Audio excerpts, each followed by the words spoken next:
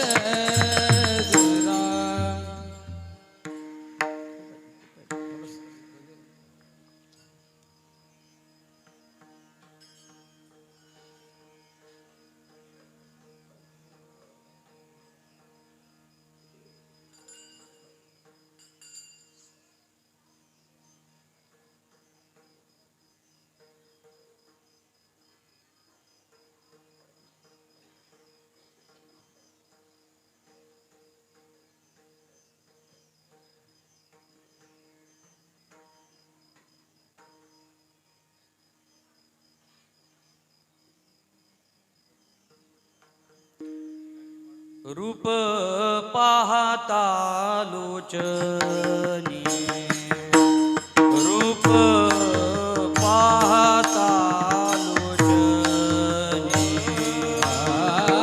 रूप पाहता लोचनी रूप पाहता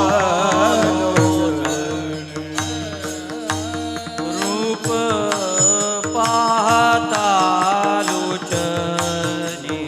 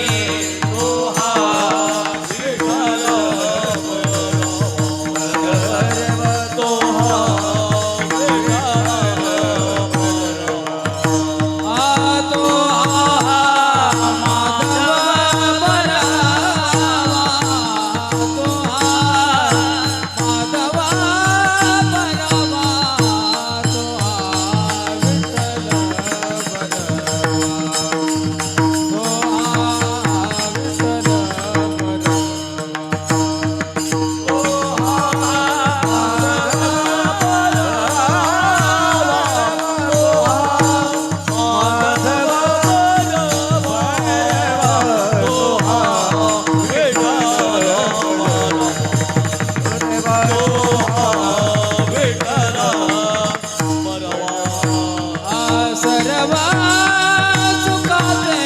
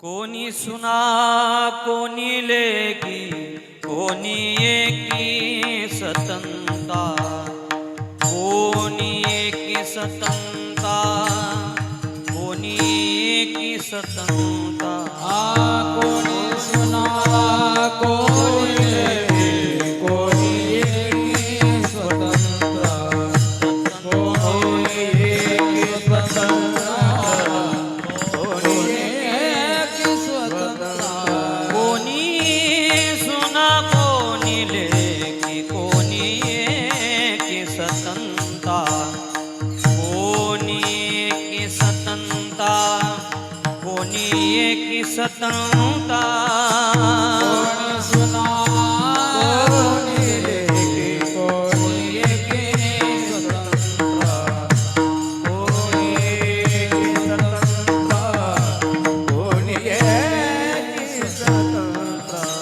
अवघियांची जगनिंद झाली धिंद सारखी झाली धिंद सारखी झाली धिंद सारखी अवघियांची जगनिंद झाली धिंद सारखी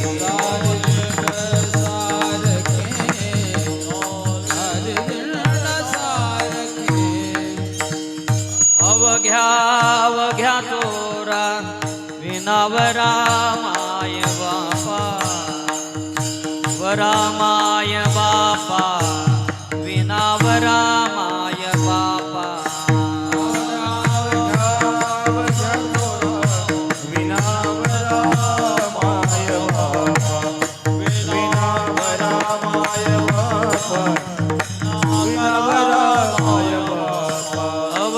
अवघियांची जगनिंद झाली धिंद सारखी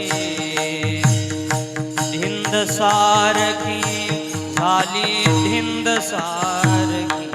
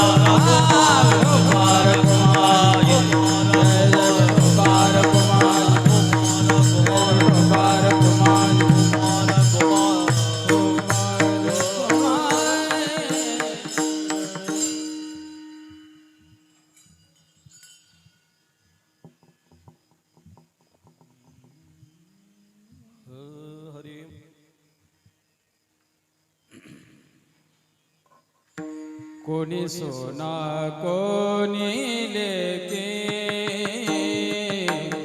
कोणी सोना कोणी लेके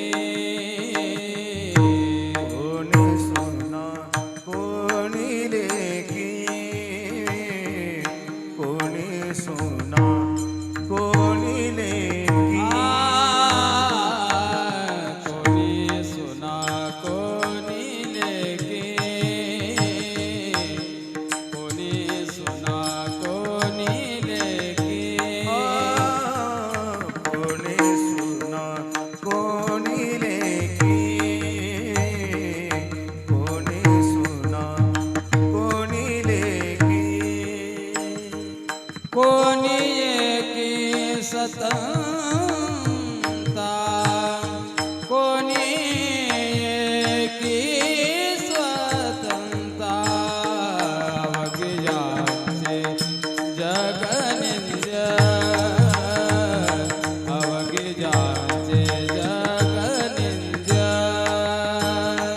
कोणी एकी स्वतंत्र कोणी एकी स्वतंत्र अवघ्याची जगनिंद अवघ्याची जगनिंद कोणी सोना कोणी लेके कोणी सोना कोणी लेके कोणी सोना कोणी लेके कोणी सोना कोणी लेके कोणी की सतंता कोणी की स्वतंता अवघ्याचे जगनिंद अवघ्याचे जगनिंद कोणी एकी स्वतंत्र कोणी एकी स्वतंत्र अवघ्याची जगनिंद अवघ्याची जगनिंद झाली धुंदा सारी के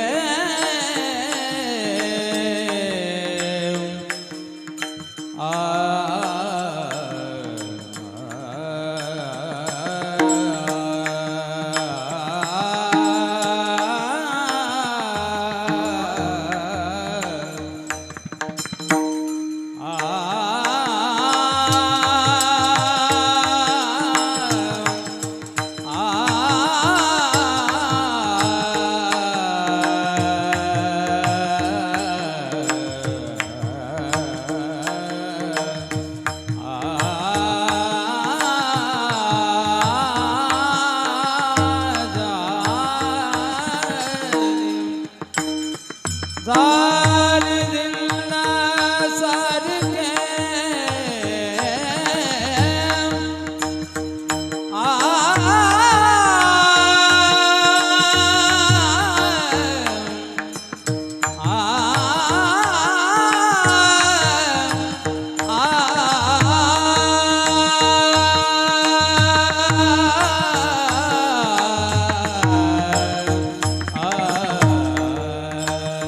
झाले दिंद सारे के झाले दिंद सारे के अवघ्याचे जगनिंद अवघ्याचे जगनिंद झाली दिलदा सारखे झाली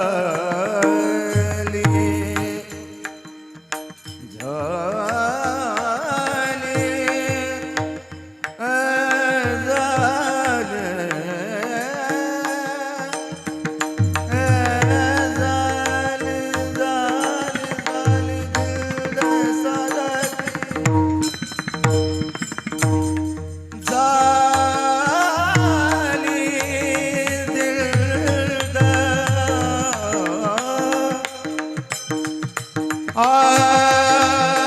पालना झाली झाली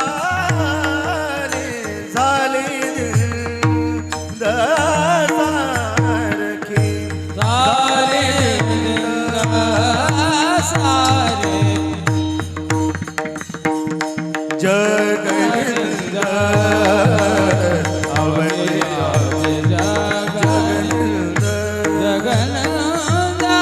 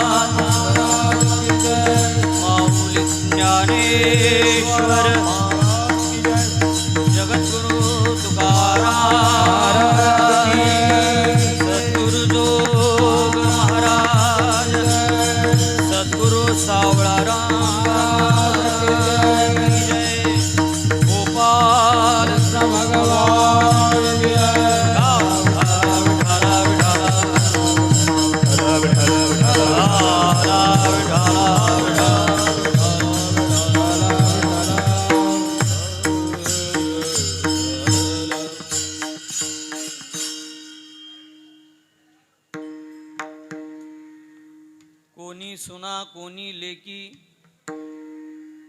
कोणी एके सतंता अवघियांची जगनिंद्य झाली धिंद सारखी अवघ्या अवघ्या चोरा अवघ्या अवघ्या चोरा विनावरा माय बापा अवघियांची जगनिंद्य झाली धिंद सारखी तुका म्हणे करा सेवा आले जीवावरी तरी अवघियांची जगनिंद्य झाली धिंद सारखी पांडुरंगा करू प्रथम पांडुरंगा करू प्रथम पांडुरंगा करू प्रथम पांडुरंगा करू प्रथम दासरे चरणा दोसरे चरण दुसरे चरण प्रभादान कथेचा विस्तार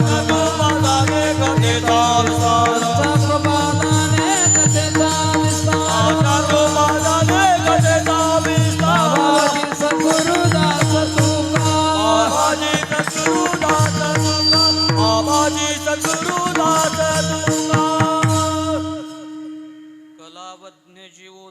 जगन्नाथावतारं कलाङ्काङ्कतेजोधिकामोधिवक्त्रं कलानिशवादापनोदार्हदक्षं समाधिस्थमूर्तिं भजे ज्ञानदेवं नमो सद्गुरु तुकया ज्ञानदीपा नमो सद्गुरु सच्चिदानंदरूपा नमो सद्गुरु भक्तकल्याणमूर्ती नमो सद्गुरु भास्करा पूर्णकीर्ती नागेंद्रहाराय त्रिलोचनाय भस्मांगरागाय महेश्वराय नित्याय शुद्धाय दिगंबराय तस्मै नकाराय नमः शिवाय कृष्णाय वासुदेवाय हरये परमात्मने प्रणतक्लेशनाशाय गोविन्दाय नमो नमः रामाय रामभद्राय रामचन्द्राय वेधसे रघुनाथाय नाथाय सीताया पतये नमः विठ्ठल विठ्ठल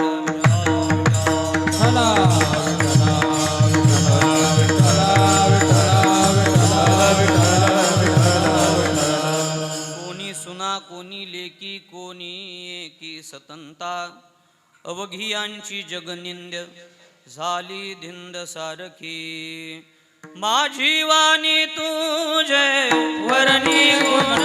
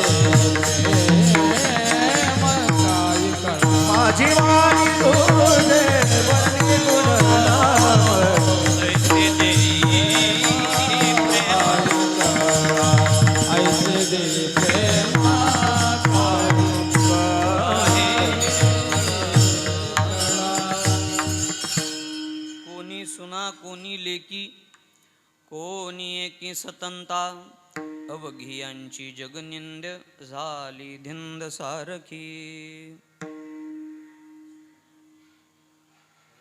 कीर्तन सेवेसाठी निवडलेला अभंग जगद्गुरु संत तुकाराम महाराज यांच्या गाथेतील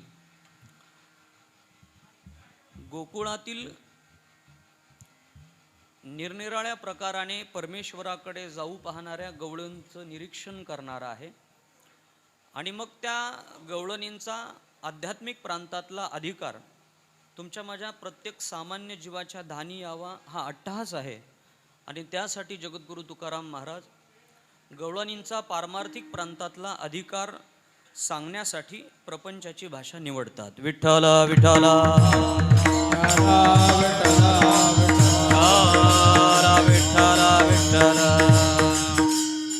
वास्तवात प्रपंच संसार ह्या सगळ्या बंधनांना तोडून परमेश्वर प्राप्तीकडे निघालेला जो जीव आहे ना त्याची ही कथा आहे. पण तो त्या साधनांनी जेव्हा प्राप्त होत नाही त्या अप्राप्तीची जाणीव अंतःकरणात बोचत राहते आणि मग कळावं की जे आपल्याला मिळवायचं आहे ते आपण जे सोडून आलो तिथे आहे. तेव्हा त्या प्रपंच सोडून निघालेल्या परमेश्वराच्या प्राप्तीसाठी पुन्हा प्रापंचिक होतात. विठ्ठल विठ्ठल विठ्ठल कुंडली कवरदा हरि विठ्ठल गोपाल कृष्ण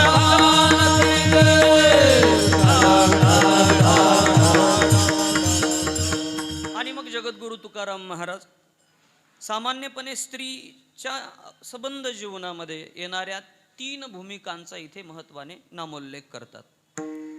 सामान्यपणे स्त्री या 3 भूमिकांमधून जातेच, तिला जावंच लागतं. सुरुवातीला ती लेक असते, त्यानंतर सून किंवा आई असं एक सामायिक नातं ती निभावते आणि त्यानंतर ती स्वतंत्र होते, सासू होते. 5,500 वर्षापूर्वीच्याच नात्याची बंधनं नियम इथे गृहीत धरावी. आजपासून 5,500 वर्षापूर्वी असलेली सून, मुलगी आणि सासू म्हणजे सासवांची ती अमर्याद स्वतंत्रता आणि सुनांची ती त्या काळातली पारतंत्रता ही जगद्गुरु तुकाराम महाराजांना आज इथे सांगायची आहे. आणि त्याद्वारा त्या गवळणींचा अधिकार, त्या निमित्ताने त्या गवळणींचा अधिकार आपल्या पुढे मांडायचा आहे. विठ्ठला विठ्ठला विठ्ठला. तत्पूर्वी तांब्याच्या गटांनी चांदीचं वाजवण सोन्यासारख्या माणसांपुढे हा असा सोनेरी रत्नजडीत उत्सव आहे. आदरणीय श्री भाषाप्रभू जगन्नाथजी महाराज यांच्या कल्पकतेतून अनेक गोष्टी साकारलेल्या आहेत, अनेक उत्सवही साकारलेले आहेत. मला असं वाटतं माझ्यासारख्याने त्या उत्सवांचं निरीक्षण केल्यापेक्षा त्या उत्सवातून उभ्या केलेल्या मनोभूमिकांचं, उभ्या केलेल्या माणसांचं, उभ्या केलेल्या धर्मकार्यांचं निरीक्षण करावं. विठ्ठला विठ्ठला.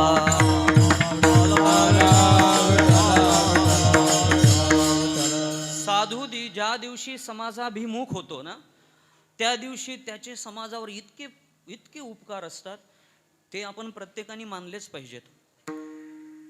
वास्तवात साधुत्व हे उद्धारासाठी उपयोगाला येणार आहे ना, की मी ह्या गर्तेत नको, मला ह्यातून बाहेर पडायचं आहे. सगळे ज्यात गुंतले त्यात न गुंतणं म्हणजे साधुत्व, अशी एक व्याख्या करायला काही हरकत नाही. फार काही कोणी निरीक्षणाला नाही, आहेत ते सांभाळून घेतील. विठ्ठला विठ्ठला.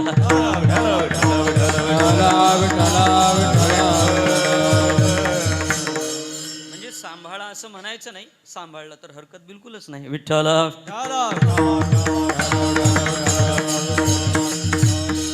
हा म्हणजे ज्या गुंत्यात समाज अडकला आहे ना, जिथे पाय रुतला आहे ना, तिथे पाय न ऋतू देणे हे साधुत्व आहे. मग मिळालेला मानव देह हा भोगविलासासाठी नाही, तर ह्या जन्म मरणाच्या खेपा संपवण्यासाठी आहे, हे कळणं त्याला साधुत्व म्हणतात.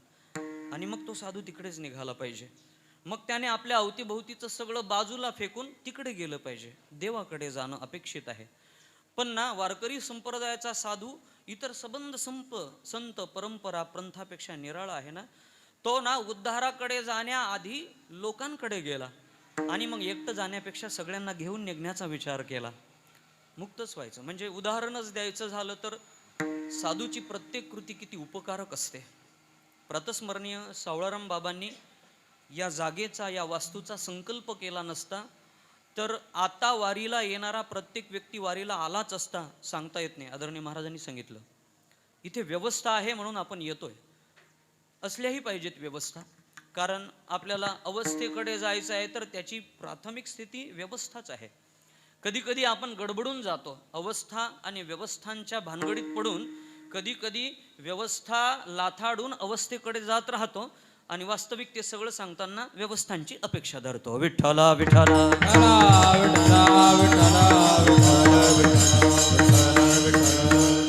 बोलणं गुंत्याचं झालंय, पण ते फार वास्तव आहे. मला वास्तव सरळ बोलता येत नाही. विठ्ठला विठ्ठला.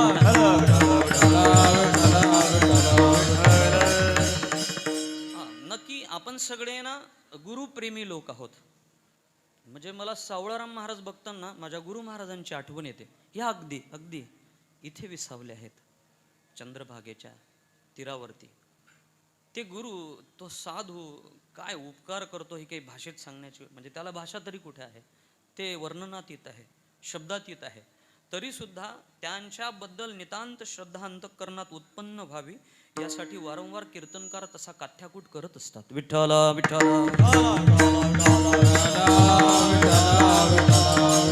मग त्यांचं व्यक्तिगत जीवन कितीही संकटांनी ओतप्रोत भरलेलं असू द्या, किंबहुना संकट असतात ना, त्याला साधू जीवन म्हणतात. कुठंतरी लोकांनी व्यवहारात वर्तमान स्थितीत त्यांच्या हयातीत त्यांना मदत केली असती ना तर कामं ह्यापेक्षा मोठी झाली असती. पण लोकांनी त्यांच्या पायात बेड्या टाकण्याचे प्रयत्न केले, नंतर गळ्यात हार टाकले, पण पहिल्यांदा वेग कमी करायला सुरुवात केली. मग सावळाराम बाबा असतील का विदर्भात जाऊन तुम्ही सद्गुरू वासुदेवजी महाराज म्हणा, म्हणजे परमार्थासाठी घरदार सगळ्याला लाथाडून अपपर भावाला मागे टाकून निघालेला एक साधू, त्यावर समाजाने विषप्रयोग करावा, तो एकदा नाही तीनदा करावा, आणि तो पचवत त्यांनी त्या विषाला बाहेर टाकताना आपल्या पचन संस्थेतली काही आतडी सुद्धा बाहेर टाकावी, आणि मग समाजसेवेसाठी सायंकाळी कीर्तन करायचं, तर सकाळी 1 वाटीभर भात 9च्या आत खायचा, आणि दिवसभर पाणी न प्यायल्यानंतरच कीर्तन होऊ शकायचं. हे साधूचं जीवन आहे. म्हणजे महाराजांच्याकडून तुम्ही ऐकलं असेल का समाज किती क्रूर होऊ शकतो, आणि मग समाजाच्या निरीक्षणाच्या काय उंची किती आहे हे आपल्याला त्यावेळेस लक्षात येतं. म्हणजे आम्हाला तर कधी कधी ते बोलताना शब्द थांबतात, सगळ्या गोष्टी थांबतात, की गौरीशंकर महाराज नसते तर आम्हाला आमचे गुरुराज मिळाले नसते, आणि तुम्ही सगळे हे जण उभे झाले आहेत ना, ते सगळे सावळाराम महाराजांच्या मनोभूमिका आहेत ज्या आज वास्तवात उतरलेल्या आहेत. म्हणजे कुणी म्हणत असेल की या धर्मशाळेत माझे अमुक अमुक पैसे गेलेत, अहंकार सोडून द्या, तुम्हाला तरी कुठं स्वातंत्र्य आहे. ते त्यांच्या भूमिकांचा परिणाम म्हणून देवाने तुमच्याकडून ते करून घेतलेलं आहे. नाहीतर तुमच्या संपदेला कुठं इतकी पुनीतता आहे का एवढ्या पवित्र कार्यात तुमच्या मिळकतीतला भाग जावा. अहंकारात जाऊ नका. धन्यवाद माना त्या साधूंचे, धन्यवाद माना इथे उतरणाऱ्या नामधारकांचे. विठ्ठला विठ्ठला.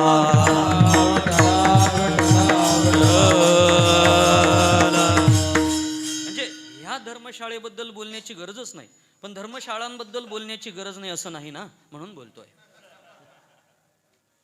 तसं तर धर्मशाळेची व्याख्या फार निराळी आहे. असं म्हणतात, धर्मशाळा म्हणजे प्रवासात दमलेल्या माणसाला विश्रांतीसाठी हक्काची जागा. ती कुणी एकट्याची नसते. मग त्याचा घर म्हणून वापर व्हायला लागला आणि सगळे घोळ व्हायला लागले. दमल्यावरची विश्रांती म्हणजे धर्मशाळा. पण धर्मशाळांना घरं करून राहणारी किंवा त्यात घरं केलेली लोक आहेत ना, लोकांच्या हृदयात, वारकऱ्यांच्या हृदयात घरं करत असतील, मग त्या मोकळ्या व्हाव्या. इथल्या व्यवस्थापनाने या उत्सवासाठी ही धर्मशाळा दिली, बरोबर, फार चांगलं केलं. जाऊ द्या, त्यांनी चांगलं नाही केलं, सावळाराम महाराजांचा संकल्प पूर्ण केला. अशा कामासाठी सावळाराम महाराजांनी ही धर्मशाळा उभी केली. ज्या कामासाठी उभी केली त्या कामासाठी देत आहेत म्हणून योग्य आहेत. विठ्ठला विठ्ठला विठ्ठला. उगाच प्रास्ताविकातला वेळ जातो असं तुम्हाला वाटत असेल, तसं काही नाही. उत्सव पुढच्या वर्षी इथेच ठरला आहे ना, म्हणून मग समिती वा आदरणीय चेतन महाराज आणि त्यांना सहकार्य करणाऱ्या सगळ्या मंडळींनी, चेतन महाराज ह्याच्यासाठी NOC देतील म्हणजे याच्यात काही शंकाच नाही. इथे उत्सव व्हावा हे त्यांना वाटतच असेल, पण असं इतर कोणाच्या मनात येऊ देऊ नका की इथे उत्सव होऊ नये. ते पाप पण करू नका. विठ्ठला विठ्ठला.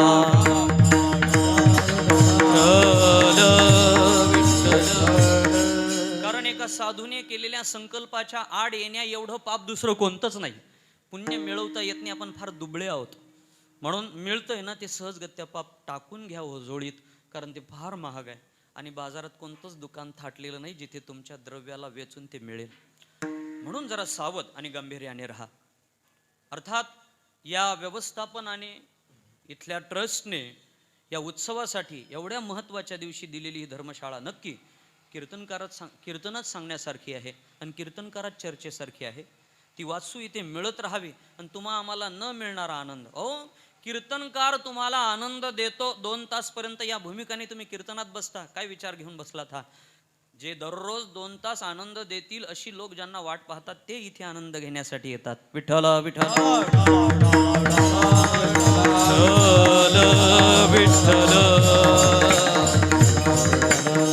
नाहीतर मग आदरणीय उद्धवजी महाराज बोलून गेले ना, एक साधू चांगला बऱ्यापैकी सेटल झाल्यावर तो गाडीचे काच पण खाली घ्यायला तयार नाही.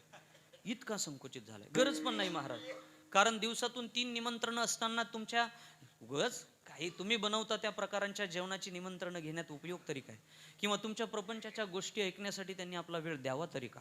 मी पुरस्कार करेल ह्याचा की साधूना त्याच्या धावण्यात असताना मध्ये कुणाचा त्याला प्रतिबंध नसावाच, नक्कीच नसावा. करू पण नका. आपण त्याच्या वेगाला अजून वेग देता येतो का एवढा प्रयत्न करा. चाललेलं हे कार्य आहे ना, याच्यात मला कुठं सहभागी होता येईल यातल्या कुठल्या अशा गोष्टी आहेत, इथे अशा कोणत्याच गोष्टी नाहीत की जिथे आपल्याला शिरता येईल एवढं सगळं सुरक्षित, आरक्षित, नियोजित आहे. पण तरी सुद्धा या सगळ्यात आपल्याला कुठेतरी प्रवेश मिळत असेल कोणत्या तरी सेवेत, तर भाग्यवान समजा. मग मी इथल्या अन्नदात्यांना धन्यवाद देईल. मी इथे सेवा करणाऱ्या, इथे भजन सेवा करणाऱ्या ह्या पण हे सगळे ऋषिकुमार, मागच्या जन्मात यांचं किती पुण्य असेल सांगता येत नाही, की ह्या पवित्र क्षेत्रामध्ये यांना टाळ घेऊन उभं राहता येतं. आणि ह्या वयात, नंतर ह्या वयात 1.5 GB संपवत फाटलेले पॅन्ट घालून रस्त्यावर ताशाच्या नादात डोलणारे ह्या सगळ्या पाहिलेत ना, आपण सगळे पाहिलेत ना. हे सगळे पुण्यवान आहेत. म्हणून इतक्याही गांभीर्य रहित होऊन ह्या सगळ्यांकडे बघू नका. कीर्तनासह उभे राहणाऱ्या ना सगळ्यांना आपण गांभीर्याने घेत चला, म्हणजे त्या माणसांना नाही, त्या वाक्यांना परिणाम होईल. विठ्ठला विठ्ठला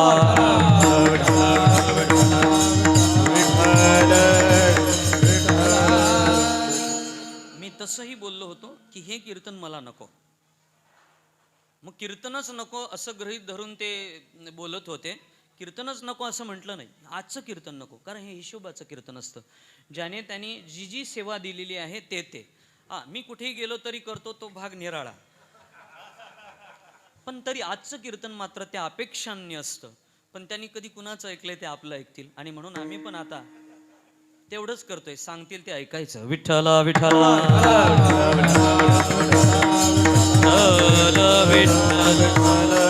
मला त्या दिवशी बोलावं असं वाटलं होतं की आम्ही फार भाग्यवान आहोत. मी भगीरथ महाराजांना बोललो की आपण फार भाग्यवान आहोत. असं म्हणतात आपल्या अवतीभोवती चांगली लोक यावी हे आपल्यात नाही, कारण त्या वंशात आपण जन्माला येतो हे नियतीने ठरवून दिलेलं आहे. म्हणजे आपण कोणत्या घरात जन्माला यावं याचं स्वातंत्र्य आपल्याला नक्कीच नाही. मग ती असलेली लोक सहन करावी लागतात असं म्हणतात. पण सांगू तुम्हाला, एकच प्रांत असा आहे का जिथे आवडीचे लोक निवडता येतात. तो प्रांत आहे मैत्रीचा, आणि तो देवाने आम्हाला एवढा समृद्ध केला की मग लोकांना हेवा वाटावा. विठ्ठला विठ्ठला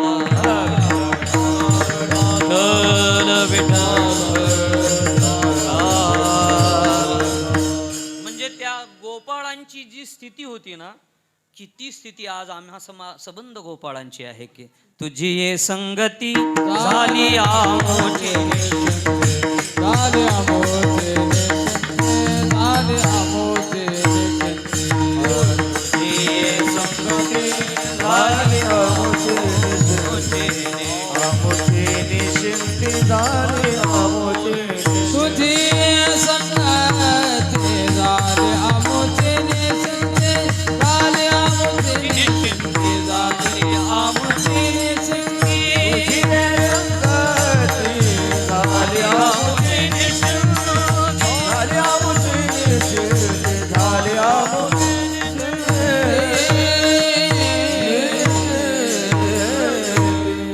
बस एक करावं, साधू जातो ना त्याच्या पावलाच्या मागे अनुगमन करत चालत राहावं. एवढ्यासाठी एवढा काथ्याकूट केला. तुम्ही ते करत राहा. महाराजजींचे जे जे संकल्प आहेत ना, त्या संकल्पांना मागे उभं राहण्याने पुण्य आहे. आणि तुम्ही सगळे पुण्यवान आहात. ज्यांच्याकडे ते नाही ते इथे नाहीत. ते कुठे आहेत हे इथे सांगत नाही. विठ्ठला विठ्ठला विठ्ठला विठ्ठला, कारण ते पाप त्यांना इथे येऊ देत नाही. एवढंच बोलायचं राहिलं होतं, आता पूर्ण विराम झाला. आपण सगळे इथे आलो ना, मागे पुण्य केलं किंवा आता होत आहे त्याचा परिणाम आहे. आज जगद्गुरु तुकोबाराय एका वेगळ्या विषयाकडे जातात. ते ना नेहमी निरनिराळ्या विषयाकडे गेले आणि आम्हाला कामं करून दिलेत. विठ्ठला विठ्ठला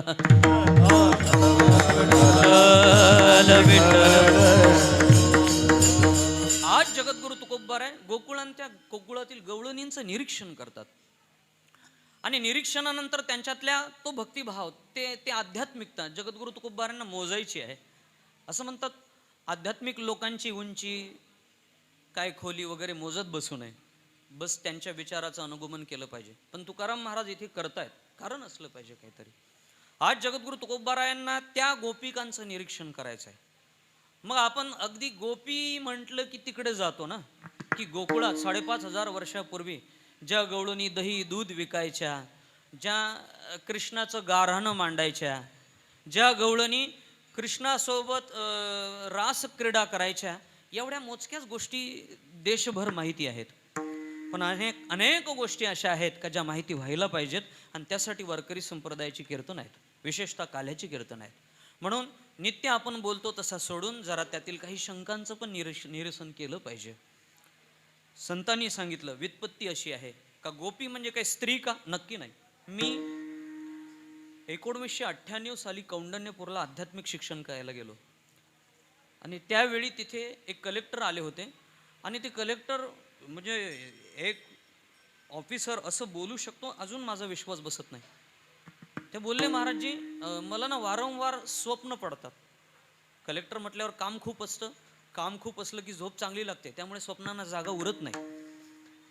स्वप्न पडतात ती स्थिती पूर्ण झोपेची नाही, पूर्ण जागेपणाची नाही, त्यामध्ये पडतात, त्याला स्वप्न म्हणतात. फार जणांना पडत असतील तर काम वाढवा. विठ्ठला विठ्ठला विठ्ठला विठ्ठला.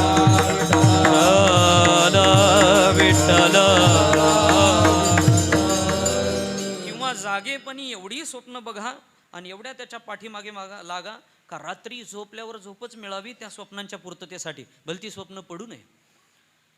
मग सामान्यतः आपण काही गोष्टी केल्या. तो बोलला की मला फार स्वप्न पडतात म्हणे.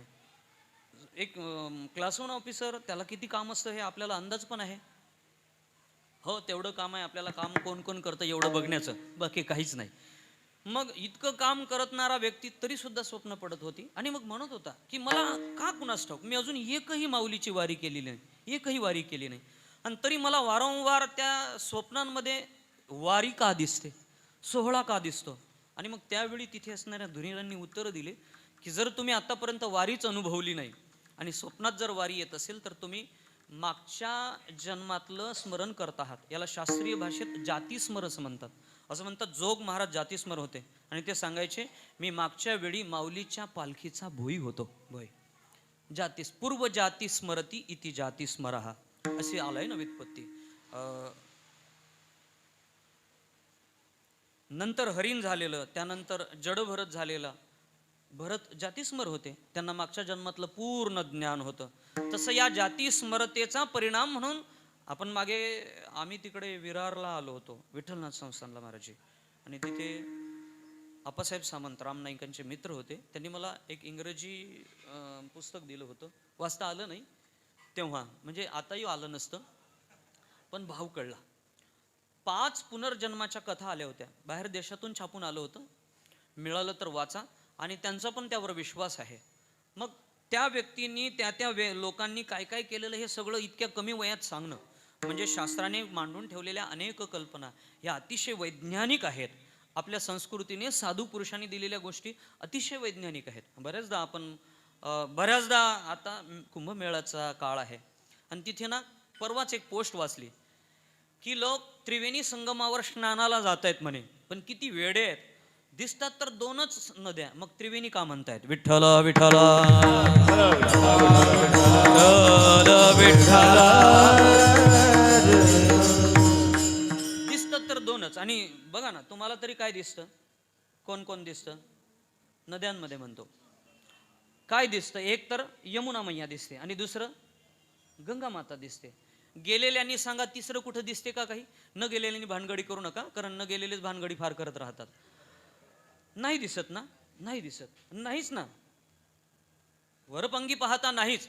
पण मग मोदी शासन आलं नसतं, 2019ला भारतातल्या सबंध पुरातन नद्यांच्या संशोधनासाठी समिती स्थापन झाली नसती, त्यांचा 2020ला अहवाल आला नसता, तर आज मी कीर्तनात सांगू शकलो नसतो. विठ्ठला विठ्ठला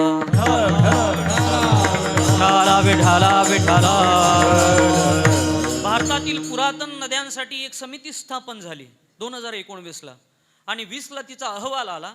आणि मग ज्या नद्यांचा पुराणांमध्ये संदर्भ येतो पण त्या वास्तवात नाही अशा नद्यांची यादी काढली गेली, आणि त्यात पहिली निघाली सरस्वती, माता सरस्वती. मग कुठे आहे, आणि मग त्यानंतर 3D मॅपिंग केलं गेलं, आणि त्यानंतर आलेला परिणाम सांगावा असा वाटतो की माता सरस्वती अजूनही भूगर्भात आहेत. भूगर्भात झालेल्या अनेक घडामोडींचा परिणाम वरून वाहणारी माता सरस्वती आता भूगर्भात गेल्यात. 15 मीटर म्हणजे 45 फूट खाली, आणि बरोबर 45 फूटच रुंद असा तिचा भाग आहे. म्हणजे 2000 स्क्वेअर किलोमीटर पर्यंतच्या क्षेत्राला बागायताला पाणी पुरेल एवढं पाणी त्यात आहे. आणि त्याही पेक्षा सांगायचं असं की तुम्ही मागे तो सिनेमा बघितला असेल, नसेल बघितला तरी बघा, ते माहिती असेल, राम तेरी गंगा मैली. त्यातलं ते हे जे गाणं आहे ना, ते त्या टिहरी डॅमला शूट झालं असं म्हणतात, मलाही माहिती नाही, सांगितलं गेलं. मग त्या डॅमचा काय प्रॉब्लेम झाला होता? हो, एवढा मोठा गंगेचा प्रवाह अडवला होता. टिहरी डॅम हा गंगेवरचा हे आहे ना. मग इतका मोठा गंगेचा प्रवाह अडवला, पण काही दिवसांनी अशा घटना व्हायला लागल्या का सगळा प्रवाह जमिनीत जात होता.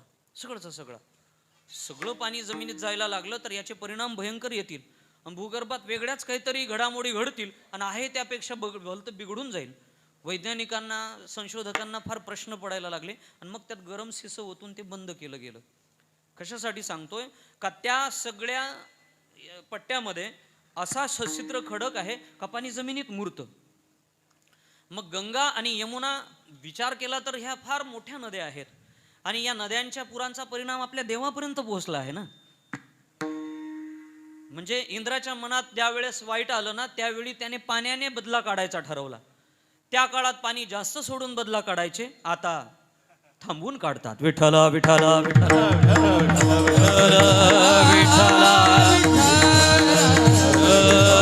विठ्ठला विठ्ठला.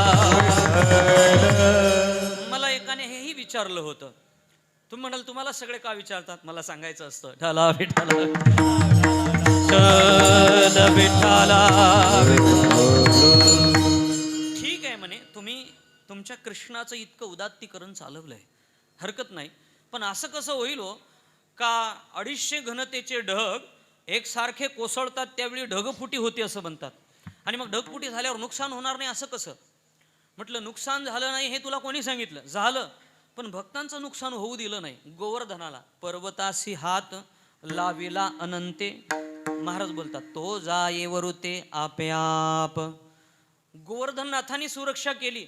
गोवर्धन पूजेनंतर खवळलेला इंद्र संवर्तक मेघाच्या शृंखळा मोकळ्या करतो आणि तिथे धो पाऊस कोसळतो. तुकाराम महाराज म्हणतात शिळा वर्षल्या म्हणजे दगडासारख्या धारा होत्या, साध्या धारा सहन होत नाहीत आपल्याला, त्या सगळ्या असह्य होत्या. त्यावेळी गोवर्धनाने सुरक्षा केली.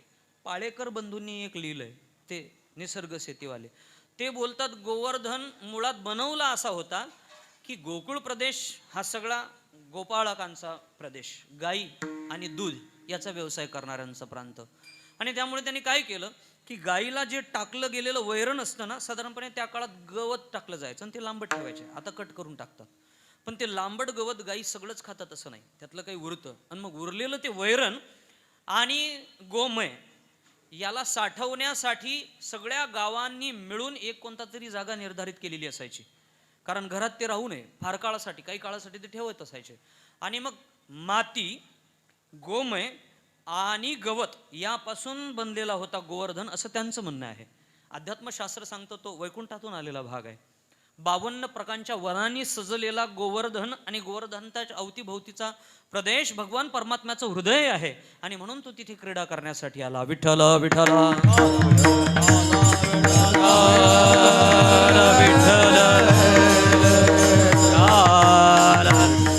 मग पाऊस इतका झाला, सगळ्या गोकुळात पाणी होतं, यमुना मैया ओव्हरफ्लो झाली होती, आणि मग तरी सुद्धा नुकसान का झालं नाही? त्याचं कारण हे आहे. त्याचं कारण असं आहे का गंगा आणि यमुना या 2 नद्यांच्या प्रवाहाला संयमित ठेवण्यासाठी निर्माण झालेली नदी म्हणजे माता सरस्वती. त्या दोन्ही नद्यांच्या भूगर्भामध्ये असे सच्छिद्र खडक आहेत, त्या खडकांचा सरळ संबंध सरस्वती मातेशी आहे. आणि मग भगवान परमात्म्याने गोवर्धन धारण करतानाच माता सरस्वतीला वंदन करून विनंती केली का उर्वरित जे आहे ना, जे नासवणार आहे ते सगळं तुमच्याकडे घ्या. म्हणून आता वैज्ञानिकांनी शोध लावलेला आहे की गंगेचं आणि यमुनेचं जे एक्स्ट्रा पाणी आहे ना, ते त्या सरस्वती नदीत जातं, वरून वरचे ओघ तिथे जात नाहीत, आणि अजूनही ती पाण्याने ओतप्रत आहे, हिमालयातून निघून कानपूर मार्गे अरबी समुद्राला पोहोचते. विठ्ठला विठ्ठला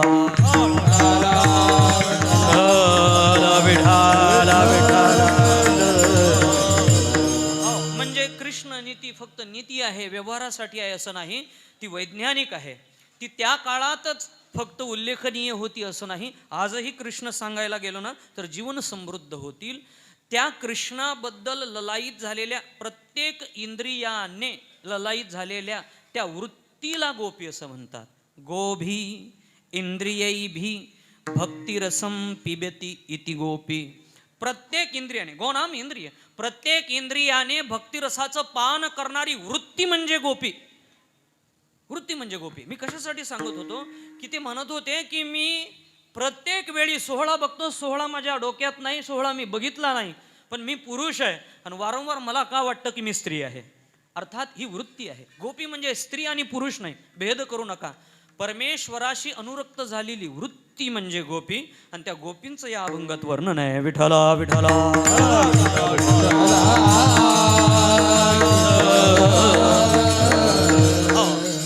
भगवान परमात्म्याशी अनुरक्त झालेल्या त्या वृत्ती, त्या वृत्तींचंही जगद्गुरु तुकोबारायांनी केलेलं वर्गीकरण म्हणजे आजचा अभंग आहे.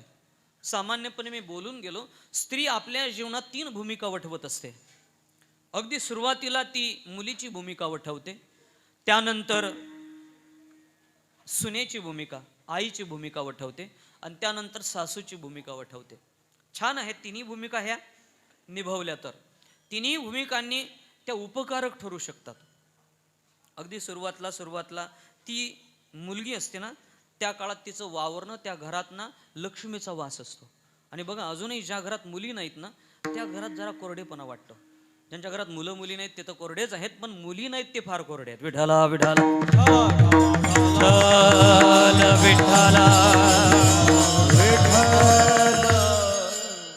साधू ना पुढचं बघतात असं म्हणतात, पुढचं बघतात. 5,500 वर्षापूर्वी स्त्री शक्तीचं उदात्तीकरण आहे या अभंगात. का 2024 पर्यंत तो तुटवडा पडलेला असेल हे जाणवलं होतं बहुतेक त्यांना. आणि म्हणून बघा तुम्ही, कृष्ण चरित्रात स्त्री प्रामुख्याने आली, शक्ती प्रामुख्याने आली. बघा कोणतंही चरित्र घ्या, त्या गोपिकांशिवाय पूर्ण होत नाही, किंवा ज्याचं चरित्र ज्यांच्याशिवाय पूर्ण होत नाही ना, त्या आल्या की पूर्ण होते. ती स्त्री शक्ती, ती माता, ती भगिनी म्हणजे गोपी. विठ्ठला विठ्ठला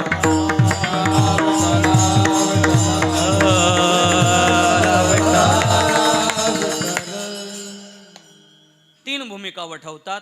त्या तीनही भूमिकांचं जरा आपण निरीक्षण करावं लागेल, म्हणजे आपल्याला जगद्गुरु तुकाराम महाराजांना काय सांगायचे ते लक्षात येईल. महाराज सांगतात, काही सुना होत्या, काही लेकी होत्या, तर काही स्वतंत्र सासवा होत्या. काही सुना, लेकी आणि स्वतंत्र सासवा. जरा आजच्या सुना सासवांचं निरीक्षण सोडून मागे काही वर्षांपूर्वी मागे जा. वर्षांपूर्वी नाही, हजारो वर्ष, 5,500 वर्षापूर्वीची सून बघा, 5,500 वर्षापूर्वीची लेक बघा, आणि 5,500 वर्षापूर्वीची सासू बघा. काय तोरा असेल तिचा.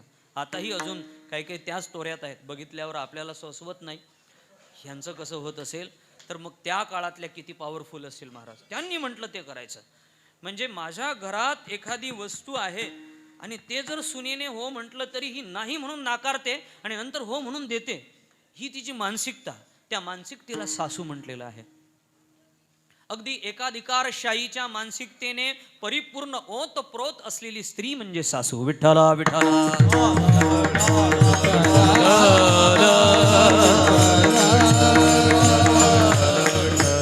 आणि म्हटलं तर तेवढंसं स्वातंत्र्य नाही, पण तेवढं पारतंत्र्यही नाही. ही भूमिका असते घरात लेकीची. घरातली लेक ना फार सुंदर असते. आई मला जायचं आहे सहलीला जायचं आहे हे विचारावं लागतं, एवढं पारतंत्र्य तिच्याकडे आहे. आणि आईने नाही म्हटली तरी जाता येतं, एवढं स्वातंत्र्य तिच्याकडे आहे. मग आईला कसं तयार करायचं, कसं करवून घ्यायचं, ह्या सगळ्या गोष्टी तिला त्या स्वातंत्र्याने आलेल्या आहेत. सासू पूर्ण स्वातंत्र्य. ज्या लेकी आहेत ना त्यांना काही स्वातंत्र्य, काही प्रमाणात पारतंत्र्य आहेच, विचारावं लागतं. आणि ज्या लेकी, ज्या सुना आहेत ना त्या पूर्ण पारतंत्र्य, म्हणजे त्या काळातलं बोलतो, त्यांना काहीच स्वातंत्र्य नव्हतं. सासूनी सांगावं तसं त्यांनी करावं. आणि मग कधी कधी त्यातून मग विकल्प, फार पारतंत्र्यात जीव गेला की त्याला कसं स्वातंत्र्य मिळवावं कळतं. मग त्यांना जर यमुनेवर पाणी न्यायला जायचं असलं ना, पाणी संपल्याशिवाय सासू जाऊ देणार नाही हे माहीत होतं, म्हणून भरलेल्या मटक्यांना त्या उलटून रिकामं करायच्या. भरीला रीता करी उलंडोनी घट. मी ते चुकलं काय आधी काही भरीला उलंडोनी रीता करी. हा, उलंडल्याशिवाय रीता होणार नाही. विठ्ठला विठ्ठला विठ्ठला विठ्ठला. मला वाटलं जरा पद्यात अनुक्रमाला स्वातंत्र्य असतं म्हणून तसं वाटलं, किंवा बऱ्याच दिवसाचं वाचन नाही त्याचा पण परिणाम. बऱ्याच दिवसाचं म्हणून सोडवत नाही वाचन नाही त्याचा परिणाम. भरीला उलंडोनी रीता करी घट, मीस पानियाची गोविंदाची चट. साले, आता सांगा शब्दप्रयोग कसा आहे. साले झडझडा ऐकलं नाही आपण फार, पण त्या काळात कृष्ण पाहण्याची झालेली घाई, एखाद्या गोष्टीची आपल्याला घाई व्हावी आणि त्या घाईने पायाला वेग यावा ना, त्यासाठी जगद्गुरु तुकोबारांनी झडझडा हा महाराजांची नाही ना, निळोबरांची का गवळ आता बघायला लागेल. ठाला विठाला विठाला विठाला.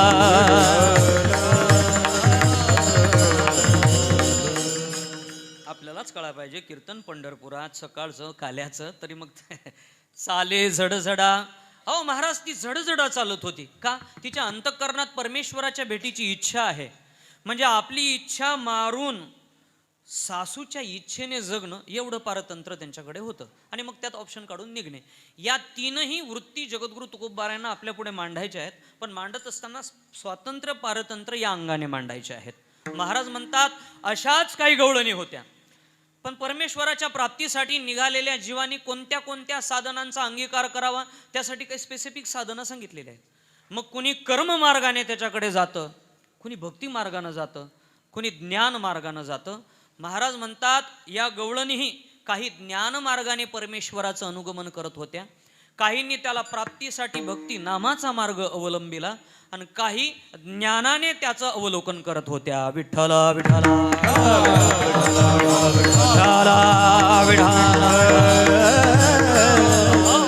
ज्ञान मार्गाने अवलोकन करणाऱ्या ज्या ज्या म्हणून गवळणी होत्या ना, जगद्गुरु तुकोबारायांनी त्यांना लेकी म्हणून संबोधलं, लेकी केल्या. ज्ञान एवढं उच्च आहे असं आपण समजतो, गैरसमज निघून गेला इथे. भक्ती प्रांतात ज्ञानाला ना अजून लेखच समजलं गेलंय. विठ्ठला विठ्ठला विठ्ठला. कारण ज्ञान मार्गात म्हणाल तर ज्ञानाने मोक्ष प्राप्त होतो ही स्वतंत्रता आहे, पण ज्ञानाला अधिष्ठान वैराग्याचं लागतं हे पारतंत्र्य आहे. आणि आपल्याला सगळं मिळेल ते मिळणार नाही. बोलण्यात ते येईल आपल्या, पण वृत्तीत जगण्यात येईल का नाही सांगता येत नाही.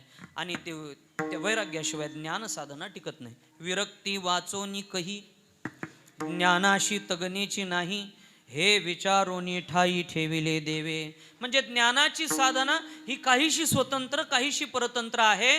ज्ञानाचं अनुगमन करणाऱ्या त्या म्हणून ज्या ज्या होत्या जगद्गुरु तुकोबाराय त्यांना म्हणतात लेकी.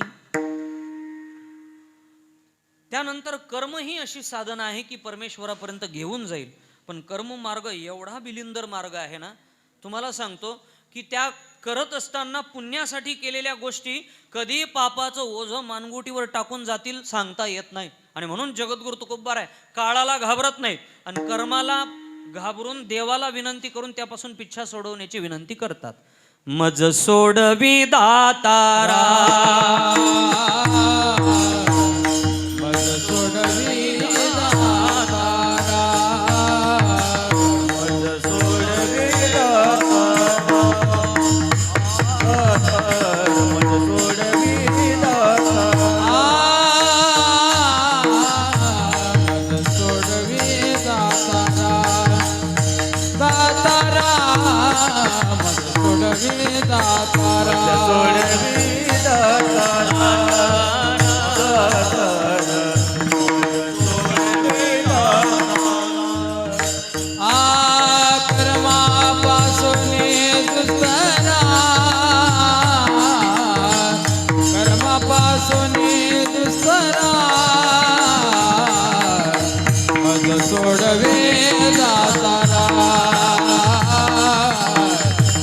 सोडवी दातारा.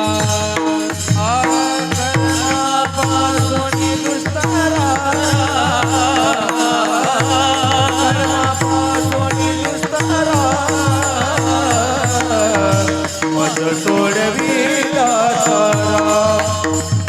दातारा मज सोडविला माझा सोडवी दातारा कर्मापासून दुस्तरा कर्मापासून दुस्तरा कर्मापासून दुस्तरा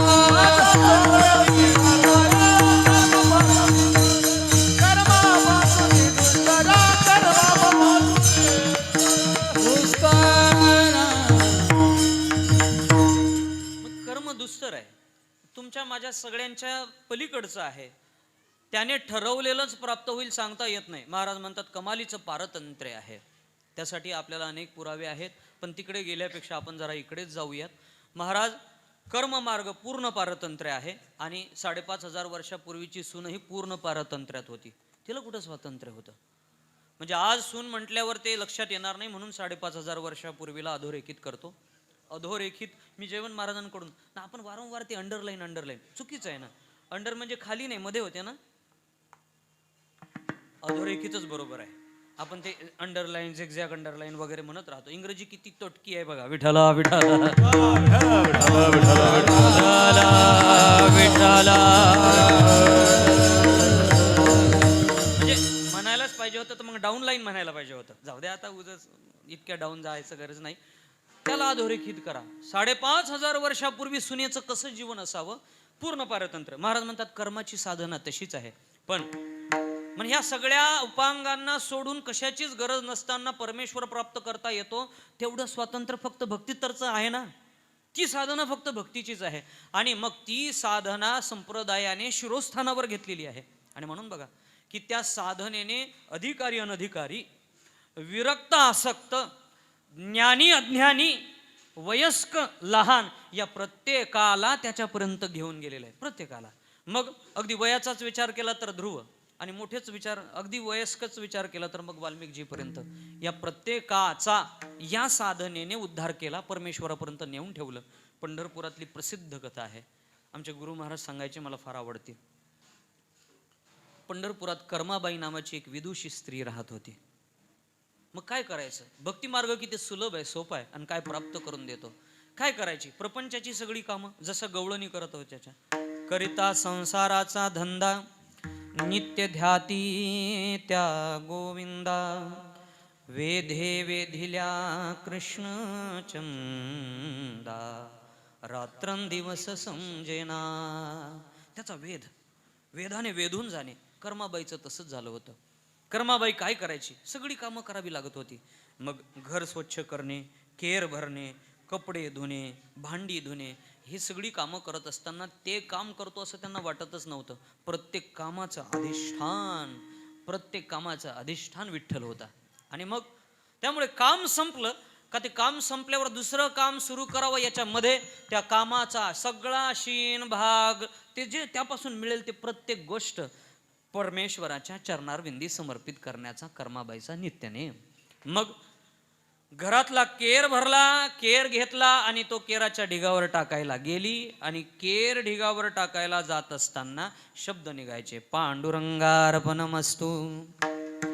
भांडी धुवायची आणि भांडी धुतल्यानंतर उरलेलं ते पाणी, कळकट मळकट ते सगळं पाणी ते टाकून परमेश्वराला पांडुरंगार्पणमस्तु.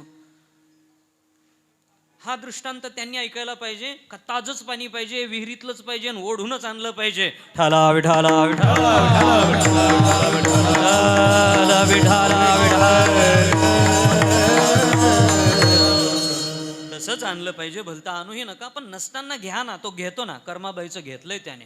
मोठा इतिहास आहे. मग प्रत्येक गोष्ट ते कळकट पाणी, पांडुरंगार्पणमस्तु. काम कोणतंही होऊ द्या, कर्माबाईचा नेम काय? तो सगळा परमेश्वराला समर्पित करणे. मग हा ना त्या निमित्ताने जे जे काम होईल ते प्रत्येक काम परमेश्वराच्या चरणारविंदी समर्पित करण्याच्या मनोभूमिकेत त्या आपल्या प्रपंचाची कामं करत राहायच्या. दिवसभर काम संपलं की पांडुरंगार्पणमस्तु, काम झालं की पांडुरंगार्पणमस्तु. ऐकून ऐकून किमान थोडासा संसर्ग आपल्यालाही व्हावा. ठाला विठाला विठाला विठाला.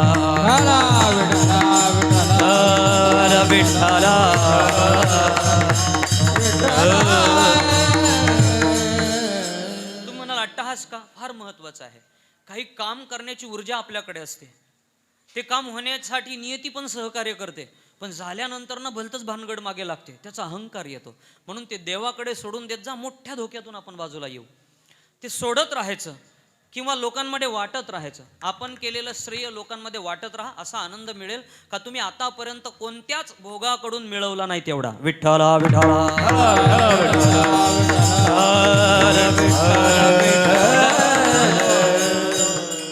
हा असतात काही आनंद असे असतात ना, काय त्याच्या संवेदना आहेत. पण सांगतो तुम्हाला, एकदा आळंदीत ना धोत्र विकत घ्यायला गेलो. आमचं आवडतं दुकान, ते काही इथे ॲडव्हर्टाईज नाही, आता त्याच्याकडे नसतात पण म्हणून नाव सांगत नाही. नाही नाव न सांगण्याचं सांगितलं पण असतं. पण ना मी आपल्या एका मराठी उद्योजकाकडे गेलो आणि त्याला बोललो, ते धोत्र तुमच्याकडे नाही का, त्यांच्याकडे असतं. ते बोललं नाही महाराज, त्यांचं ना असं चैन आहे म्हणे, ते आपल्या लोकांना ते देतच नाही, ते इचलकरंजीपासून इतके आहेत म्हणून सांगत नाही. विठ्ठला विठ्ठला विठ्ठला विठ्ठला 140 आणि 10 वार तिथेच अवेलेबल असतात. पोचले लोक तिथे, जाऊ द्या. आता त्यांच्याकडे गेलो आणि मग मला नेहमीप्रमाणे 140 लागतं म्हणून मी त्यांना ते धोत्र मागितलं. होतं छान, त्यात ते माऊली प्रकार आला होता. काही काळच टिकला. चांगले प्रकार काही काळच टिकतात, वाईटही काहीच काळ टिकतात, पण ना ते आपल्याला असह्य होतात म्हणून जास्त काळ चालले आहेत असं आपल्याला वाटतं. विठ्ठला विठ्ठला विठ्ठला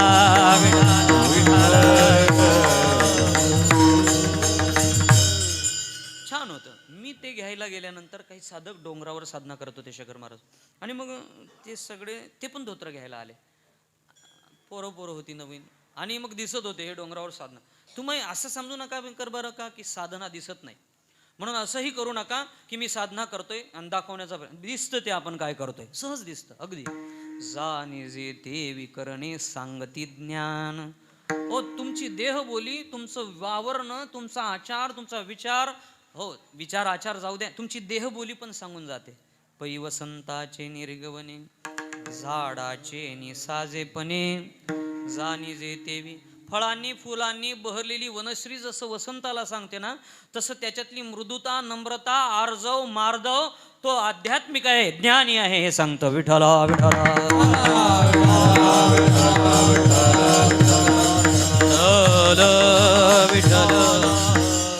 लक्षात येत होतं. आणि मी जे धोत्र बघत होतो ना, ते माझ्या मागाहून आले आणि ते धोत्र बघत होते. त्यांनी त्यांच्या बजेटनुसार त्यांना धोत्राची मागणी केली आणि त्यांच्यानुसार त्यांना ते त्यांनी टाकलं.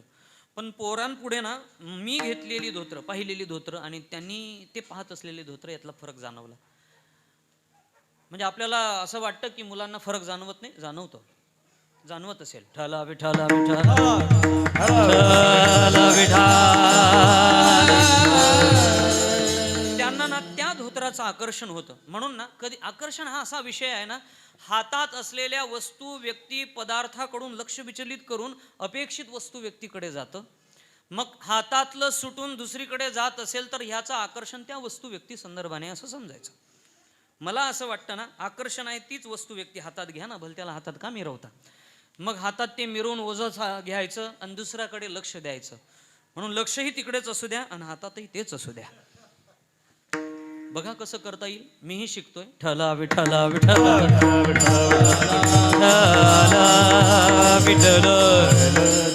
सांगतो तेवढं कठीण नाही. मला कठीण सांगायची सवय, शब्द कठीण सुचतात, फार सोपं आहे. काही नाही, आपल्याला पाहिजे ते घेत राहायचं. विठला विठला विठला आणि आपल्याला चांगल्या गोष्टीची आवड निर्माण ठेवायची. म्हणजे हो काच नाही, नाही तर मग वृत्ती पण काय पण मागेल, मग ते हातात धरून नको, बुडवेल ते आपल्याला, मारेल, ठार करेल. हातात धोत्र होती आणि माझ्या लक्षात आलं की या पोरांना या धोत्रांची अपेक्षा आहे. आणि मग नंतर ते सहज विचारतात, बाळासाहेब या धोत्राच्या जोडीची किंमत काय. पारमार्थिक प्रांतातली सुरुवात ना, आपण जी वस्तू घेतो ना त्या वस्तूच्या भावापासून सुरुवात होते. पहिल्यांदा तिचा दर काय, मग किती रुपयाची, आणि त्याने जे किंमत सांगितली ना, त्यानंतर त्यांनी ते तसंच त्याने ती किंमत सांगितल्यानंतर त्याने त्या धोत्राचा हात बाजूला केला आणि तेव्हा त्यातली विरक्ती माझ्या ध्यानात आली. हे आपल्या कवेत नाही आणि आपल्याला हे नको. हात बाजूला आला. नंतर लोकांना ना तेवढं बजेट नसतं तरी वस्तू हातातली सुटत नाही. हा लोभ आहे, लोभ आहे. हा निरीक्षण करा तुम्ही. त्या वस्तूची, त्या धोत्र जोडीची किंमत माझ्या खिशात नाही, हे ज्या दिवशी त्याच्या लक्षात आलं ना, ज्या वेळी लक्षात आलं ना, त्यावेळी त्याचा धोत्रातला हात सुटला. डोंगरावर काही उगच नाहीत राहत लोक, किंवा असं व्हावं असं वाटत असेल तर त्यासाठी भामचंद्रावर राहावं. जाऊन तरी येत जा वर्षातून एकदा. विठ्ठला विठ्ठला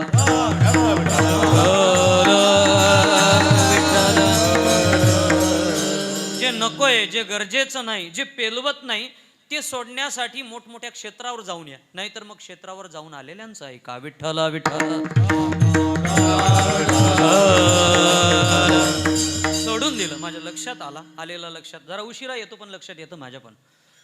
आलं नंतर मी काय केलं, ते 4 लोक होते, त्याला ते 4 धोत्र बांधायला सांगितले. नेमका योगायोग पण असा, त्याच्याकडे 5-6 धोत्र होती.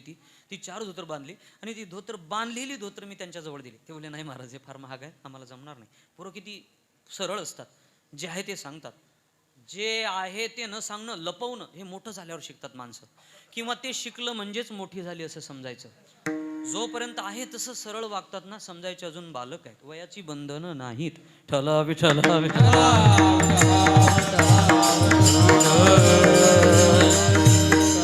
लपवता येण्यासाठी माणसं मोठी झाली पाहिजेत. मोठी झाल्यावर लपवतात.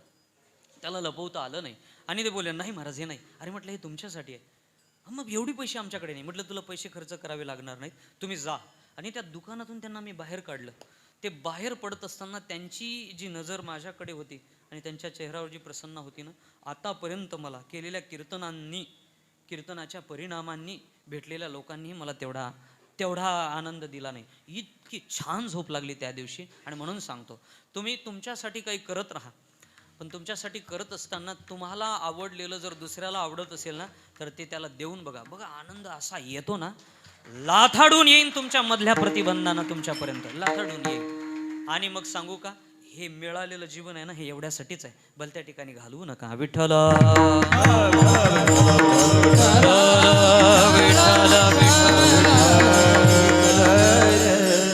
मग त्या विशिष्ट गोष्टीचा ताणला. कशासाठी बोलतोय, कर्माबाईसाठी बोलतोय, की ते कळकट मळकट पाणी परमेश्वराला पांडुरंगार्पणमस्तु. बरं, आता देव, सजलेला देव बघण्याची सवय पडली आपल्याला. सजलेला नाही, त्यातला एखादा अलंकार नसला तरी आज हा नाही हे बघ, ह्याच्या चर्चेत आपण त्याचं ते स्वरूप बघणं घालवतो. अलंकार मोजणारे ही रांगेत असतात बरं का. आणि मग ते अलंकार कुठे ठेवले असतील, समितीने काही केलं की नाही, त्यांना करू द्या. काय काथ्याकूट, त्यांचा मळ आपण का घेता. आपण त्याला तर बघा, कारण आपण त्याचे अलंकार नाही त्याला बघायला आलोत. मग लोक ना पोशाखापासून सगळं बघतात. त्याच्यावर प्रेम असताना मग त्याच्या सगळ्या गोष्टी बघा, पोशाख कसा आहे सगळं बघा. आणि खरं तर वारकरी संप्रदायाने त्याला पाहण्याची साधना दिलेली आहे. आपण दर्शन घेतो तो भाग निराळा, पण त्याच्या दिसतो ना त्या एरियापासून, आताही तुम्ही जाताना दिसतो त्या एरियापासून तो आपल्याला ओढून घेतो. मग ना आपण अगदी आतून प्रवेश केल्यानंतर त्या सोळखांबीत येतो. आणि सोळखांबीत आल्यावर आपलं मुख उत्तरेकडे होतं ना, 2 पावलं चाललं की तो दिसतो. 2 पावलं चालल्यावर आणि मग इतका जोरात आकर्षण घेतो की आपल्या चाललेल्या गप्पा, आपल्यासोबत कोण आहे, कोण आहे, त्यांचं दर्शन कसं होणार आहे, ते किती लांब दूर आहेत ना, हे सगळं विसरतो वारकरी, सगळं विसरतो. आणि भक्त लक्ष त्याच्याकडे केंद्रित असतं. किंवा आपल्यासोबत कोण आहे, त्यांचं दर्शन होईल का नाही, ते किती लांब आहेत, हे वारकऱ्यांनी विसरावं, असा भाव आहे. पांडुरंग दिसला की मग त्याचं तर ठरलेलंच आहे की पाहिलिया वेध लावी बैसे जीवी जडोनी. ती नितांत वेद शक्ती त्याच्यात आहे. आणि मग तो आकर्षण घेतो. तेव्हाही तो तेच करत होता, इथे आल्यावरही तेच करतो. गुजरातेत जे केलं ते इथे करायला विसरला नाही. तिथेही त्यांना सगळ्यांना आकर्षण घेतलं होतं त्यांनी, आणि इथेही आकर्षण घेतो ना. आणि म्हणून तर 550 किलोमीटर, 1000 किलोमीटर पासून मिळेल ती वाहनं, पडेल तसा प्रवास, आणि मिळेल ते अन्न गिळून त्याच्या दर्शनाला येतात ना. 40-40 तास, 42 तास लोक उभे राहतात. तुम्हाला ही सगळी गोष्ट साधी वाटते का? आपण अगदी साधी म्हणून सोडून देतो की एवढी साधी नाही हो. लोक कशालाच नाही हो, जे गरजेचं नाही त्याच्याकडे बघत पण नाहीत, ते लोक त्याच्यासाठी 42 तास 40 तासपर्यंत तिष्ठत उभे राहतात. आणि तिथे थोडा वेळ करतात, पंढरपूर जवळ येईपर्यंत शेताच्या गप्पा. पण पंढरपुरात प्रवेश झाला आणि मग थोडे जवळ यायला लागले की पांडुरंगाची चर्चा असते. नक्की पांडुरंगाची चर्चा असते. बघा सांगू, आषाढीच्या निमित्ताने वर्षभराचा प्रपंच बाजूला सोडून परमार्थाच्या गप्पा करणाऱ्या अनेक लोकांना हृदय परिवर्तनच आहे ना हे. आणि सांगा तुम्हाला व्यवहारात असली कोणती प्रयोगशाळा आहे का ते तुमच्यातल्या सगळ्या आवडीच्या गोष्टीला बाहेर काढून एका गोष्टीवर स्थिर करू शकते? नाही, तो फक्त पांडुरंगच आहे. विठ्ठला विठ्ठला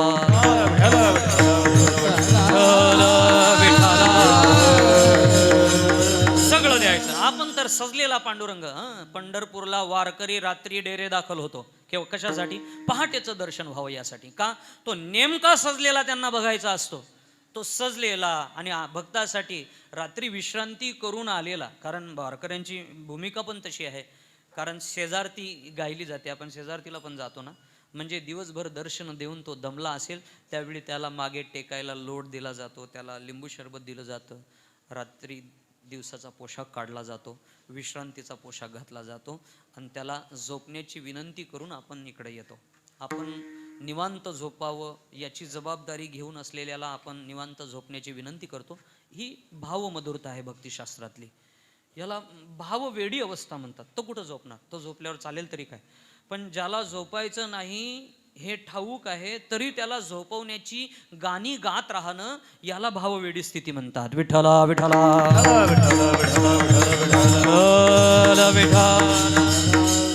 मग सकाळी सकाळी उठायचं, पहाटे 3 वाजता उठायचं, उठून चंद्रभागेचं स्नान करायचं. स्नान केलं, आपला नित्यनेम उरकला का कधी एकदा पांडुरंगाचं दर्शन होतं याबद्दलची अंतःकरणातली घाई म्हणजे खानदानी वारकरी.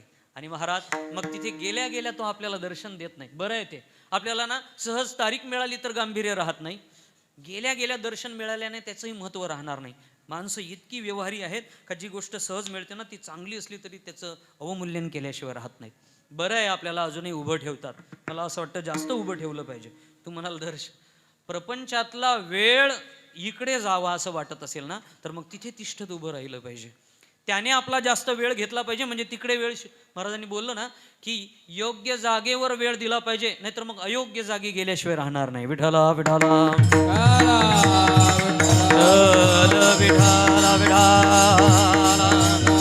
मग रांग सजलेली असते आणि त्या रांगेत आपण उभे असतो. कधी एकदा दर्शन होईल, कधी. संतांनी तर त्या रांगेचं वर्णन केलं. कोण आहे तुम्ही? मी सामान्य वारकरी नाही, वारकऱ्याच्या वेशात कोण कोण मोठी रांग सांगितलेली आहे. कोण कोण? त्रिशूळ डमरू घेऊन तो पण तिथे आला. गरुड आहेत, हनुमंत आहेत, सगळं काकड्यात गायलेलं आहे. तुम्ही ऐकलं पण आहे. कीर्तनात काकडा गाण्याची गरज पण नाही. विठ्ठला विठ्ठला विठ्ठला. फक्त ही सगळी रांग पूर्वी ही वाळवंटापासूनच असायची. अलीकडे लोकांकडे वाहनं झाले म्हणून फार लोक येतात म्हणून रांग वाढतात. एवढी आवई उठवणाऱ्यांना सांगतो तेव्हाही वाळवंटापासून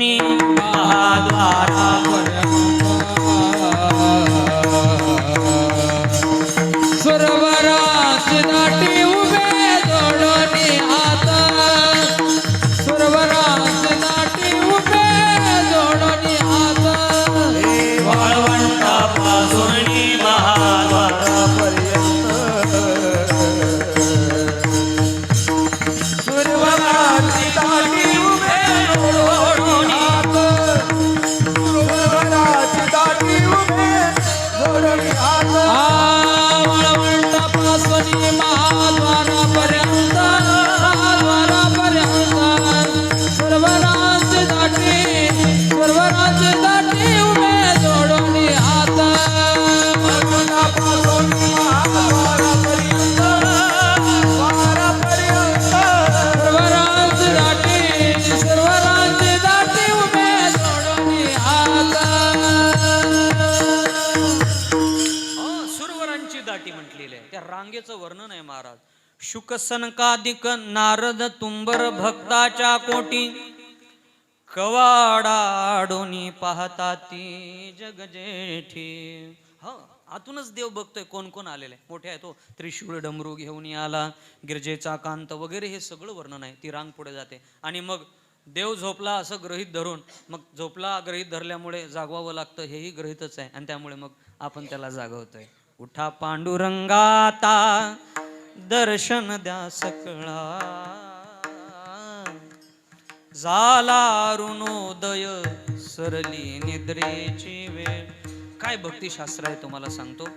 त्याने अरुणाला पाठवलेलं आहे, हे त्याचं काम आहे. अरुणोदयच त्याच्या आज्ञेने झालेला आहे आणि तरी सुद्धा आपण त्याला सांगतो की अरुणोदय झाला आहे. ही भक्तीतली किती मधुरता आहे. ही भक्तीची मधुरता त्याला प्रिय आहे. त्या सगळ्यांसाठी तो त्या जागेवर तिष्ठत उभा आहे. विठ्ठला विठ्ठला विठ्ठला विठ्ठला विठ्ठला. आणि मग त्याला उठवावं, पडदा बाजूला व्हावा, भगवंताला रात्रीचा शीन घालवण्यासाठी नित्य उपचार करावे, स्नानाची तयारी व्हावी. स्नानासाठी मंत्रज्ञ, काकडा, वारकरी सगळे तिथे असायचे. आणि मग भगवान पंढरीनाथाच्या त्या अंगावरील सगळ्या वस्त्र अलंकारांना बाजूला केलं जायचं. तो आहे तसा पुढे उभा ठेवायचा. त्यालाही लोक साठवतात आणि साठवल्यानंतर मग त्याला उष्ण सोमल जल, कोमट पाणी असं म्हणतात. पृथ्वीच्या तापमानाने पाण्याचं जे तापमान होतं त्याला सोमल जल म्हणतात. ते सकाळी सकाळी स्नानासाठी असावं. त्या तापमानाचं पाणी परमेश्वरावर टाकलं जातं. त्यानंतर मग दूध टाकलं जातं, त्यानंतर दही टाकलं जातं, लिंबू, खडी साखरेचं पीठ आणि ते सगळं लावलं जातं. भगवान परमात्मा संतांनी वर्णन केल्याप्रमाणे पांढूर रंग दिसायला लागतो. परमेश्वराच्या अंगोपांगाला लोणी लावलं जातं. परमेश्वराच्या त्या सबंध द्रवरूपाला बाजूला काढण्यासाठी पुन्हा उष्णोदक टाकलं जातं. मऊ कापडाने परमेश्वराच्या अंगपांगाला पुसलं जातं आणि स्नान घालतोय या भावाने ते सगळे लोक घालत असावे. त्या पद्धतीने परमेश्वराच्या अंगोपांगाला हळूवार स्पर्श केला जातो. स्पर्श केल्यानंतर परमेश्वराला पितांबर खोवला जातो. एक दुपट्टा भरजरी त्याचा शेंडा असा लोंबकळत आहे तो कसला जातो. पितांबर लावला जातो. कधी हिरवा, कधी निळा, कधी लाल, त्यांच्याकडे अवेलेबल असतील त्या सगळ्या तसे शर्ट घातले जातात. मग परमेश्वराला मुकुट घातला जातो. मध्ये टिळा लावला जातो आणि त्याचा मध्यभाग शोधून बरोबर तिथे अबीर लावला जातो. तुळशी मंजिरीचा हार टाकला जातो आणि मग सजलेला देव तुमच्या माझ्या प्रत्येकाच्या दर्शनासाठी सिद्ध होतो. प्रत्येक भक्ताला कवेत घेण्याच्या अपेक्षेने त्याच नजरेने तो येणाऱ्या प्रत्येक भक्ताकडे बघत असतो आणि मग तुम्ही आम्ही प्रत्येकजण त्याच्या दर्शनाचा आनंद घेतो. तेवढ्यात झालं असं दर्शनाचा लोक आनंद घेत आहेत. इकडे कर्माबाईने घर झाडलं. घर झाडून केर भरला आणि भरलेला केराच्या ढिगावर टाकायसाठी गेली आणि नित्याप्रमाणे तोंडातून शब्द निघाला, पांडुरंगार्पणमस्तु. झालं. तुम्ही श्रद्धेने त्याला द्या. तो श्रद्धेने दिलेलंच घेतं. पत्रम पुष्पम फलम तोयम यो मे भक्त्या प्रयशती. श्रद्धेने द्या. श्रद्धेने दिलेलंच तो घेतो. किंवा तो भावासाठीच तिथे उभा आहे ना. कर्माबाईचा भाव बघितला आणि आतापर्यंत बडव्यांनी जेवढ्या प्रेमाने उपचार केले आणि त्याने जे स्वीकारले त्यापेक्षा जास्त प्रेमाने त्याने कर्माबाईचा कचराही स्वीकारला. सजलेला देव कचऱ्याने माखला आणि मग ज्यांनी सजवला त्यांना बरं वाटेल? नाही. कृष्णाला माता यशोदा सजवायची, एवढं सजवायची. आज तसंच सजवायला घेतलं आणि सजवल्याला घेतल्यानंतर त्याला एक मध्ये टिळा लावला. आता कृष्ण मस्त बाजूबंद आहेत, वर मयूरपुच्छ खोवलेला आहे, बाकी केस मोकळेले आहेत, छोटा आहे आणि चालत आहे. आणि चालत असताना ते गेलं गोठ्याकडे.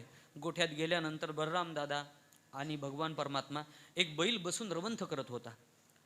रवंथ करत असलेल्या बैलाचे शिंग असे होते.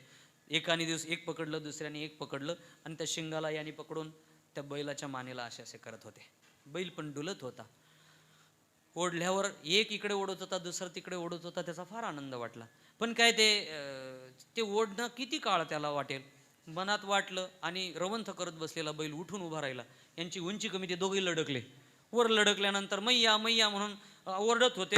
बैल थोडा बाजूला गेला. बाजूला शेणाचा ढीग होता आणि तिथे जाऊन त्याने मान हलवली. मान हलवल्यानंतर ढिम्म दिशा त्या शेणात पडले. ते गोमय गोमूत्र सगळं आत्ता सजवून गेला कृष्ण. तेवढ्यात मैया मैया कोणीतरी आवाज देतोय म्हणजे ह्यानेच काहीतरी पराक्रम केला असावा, गृहीतही असतं. येऊन बघतो तर अगदी शेणाने माखलेला. एवढं सजवलं म्हणे तुला, एवढं सजवलं, एवढ्या प्रेमाने सजवलं आणि तू इथे येऊन मागतोस. मला तर वाटतं मागच्या जन्मात तू सुकरच होता की काय. म्हटले नाही, पण मनात म्हणतात तेच होतं. तुला ठाऊक नाही तर मी करू तरी काय. विठ्ठला विठ्ठला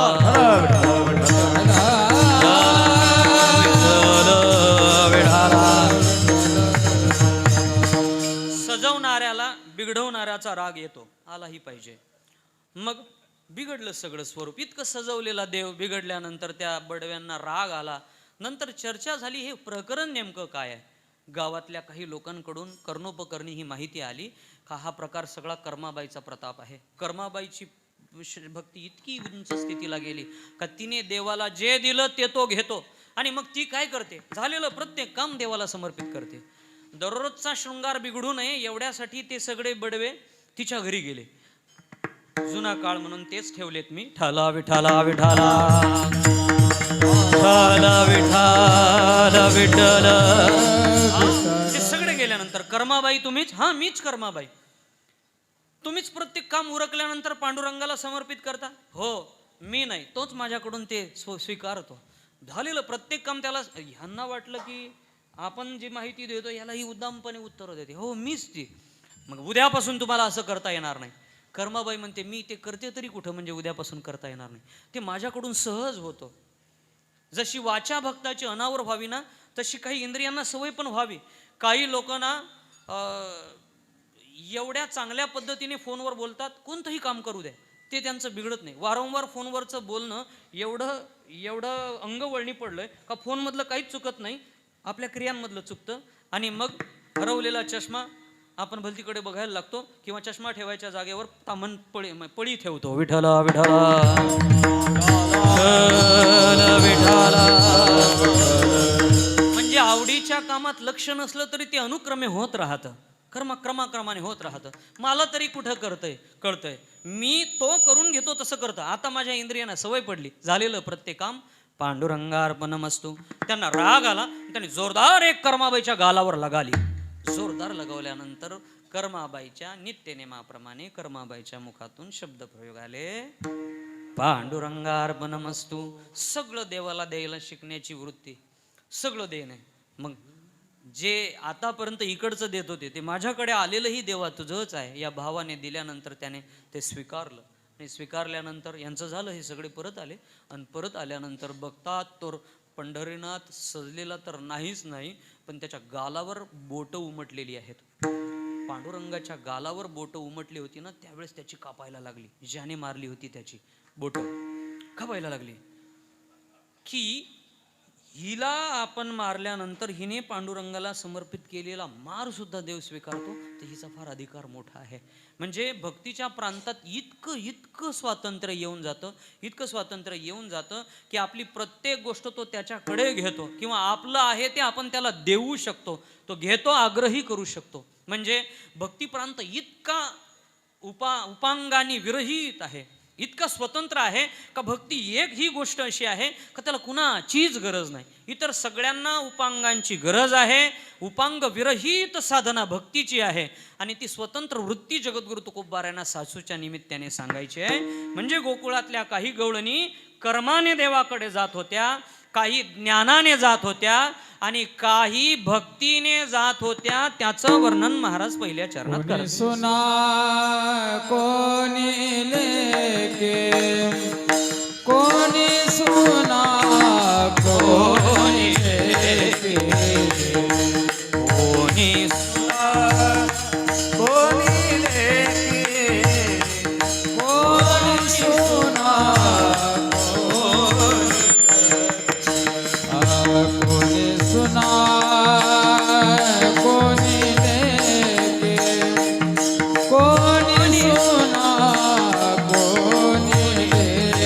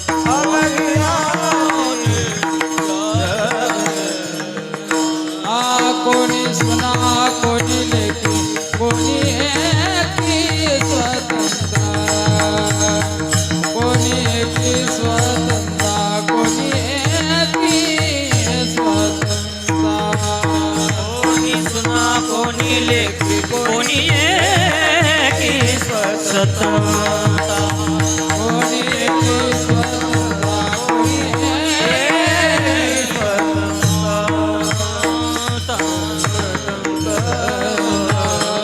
भक्ती ज्ञान कर्माच्या मार्गाचं अनुगमन करणाऱ्या गवळणी जगद्गुरु तुकोबारांना आपल्याला सांगायचे आहेत.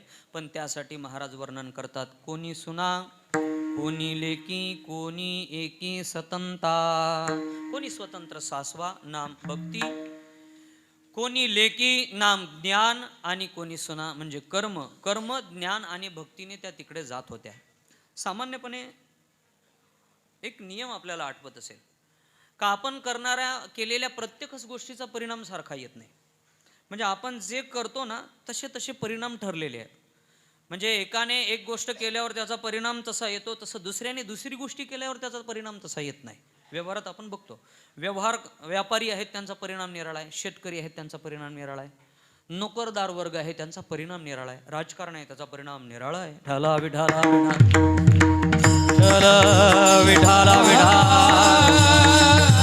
शांत म्हणजे माणूस बदलला किंवा क्रिया बदलली, व्यापार व्यवसाय बदलला का परिणाम निरनिराळे येतात. इथे ना सगळ्या जणी 3 मार्गाने गेल्यात. कर्म मार्गाने गेल्या, ज्ञान मार्गाने गेल्या, भक्ती मार्गाने गेल्या. पण महाराज त्या 3ही मार्गाचा परिणाम एकच दाखवतात अभंगाचं द्वितीय चरणात. अवघियाचे जगनिंद अवघियाचे जगनिंद अवघेयाची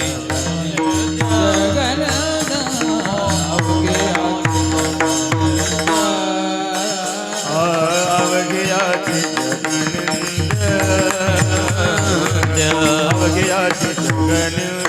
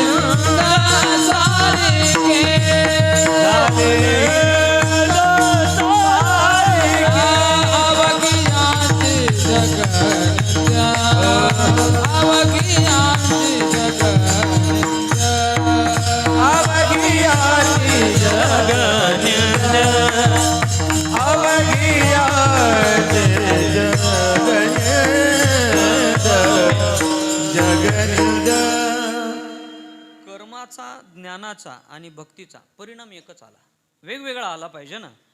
गोष्ट बदलली का परिणाम बदलावा असा आपल्याला व्यवहारातला अनुभव आहे. पण महाराज म्हणतात त्या तिन्हीचा परिणाम मात्र एकच आला. अवघियांची जगनिंद झाली धिंद सारखी. त्यांची निंदाही झाली आणि धिंद म्हणजे फजितीही झाली. निंदा होणे फजिती होणे हे 2 स्वतंत्र पार्ट आहेत. एखादा व्यक्ती तुलनेने भौतिकात यशस्वी असावा, पण त्याच्या यशाला जगाने निंदेने घ्यावं. म्हणजे निंदा यशातही होऊ शकते, पण फजित होणे याला यशस्वीता नाही म्हणत. फजित होणे म्हणजे फजिती झाली ती भौतिकाला बघून झाली, निंदा झाली ती भौतिकाला बघून झाली. मग आध्यात्मिक प्रांतात त्यांचं नेमकं काय झालं हे का जगद्गुरु तुकोबाराय सांगत नाहीत, तेच सांगतायत महाराज. खरं आहे असं आहे की ज्याचा परमार्थ यशस्वी होतो ना त्याचा प्रपंच मात्र अयशस्वी असतो. कारण आहे देव भक्ता लागी करुणी दे संसार अंगे वारावार करुणी ठेवी. हो, त्याच्या घरातल्या सगळ्या अनुकूलता वाढवल्या, तर तो तिकडेच वाहवत राहील. म्हणून कुठेतरी काहीतरी गुंता ठेवायचा, म्हणजे तो वारंवार इकडे येत राहील. देवा ते ठरवलेलं आहे. मग यांची फजिती झाली, निंदा झाली, हे जगद्गुरु तुकोबारा इथे सांगतात. त्या देवाकडे आकर्षित आहेत, हेही जगद्गुरु तुकाराम महाराज सांगतात. म्हणजे तुकाराम महाराज पहिलं चरण बनवतात ना, हे गवळणींच्या अध्यात्माचं निरीक्षण आहे आणि त्यांच्या आध्यात्मिक वागण्याचा व्यवहारात झालेला परिणाम दुसरं चरण आहे. म्हणजे गवळणींचं अध्यात्म पहिलं चरण आहे आणि गवळणींचं भौतिक दुसरं चरण आहे. विठ्ठला विठ्ठला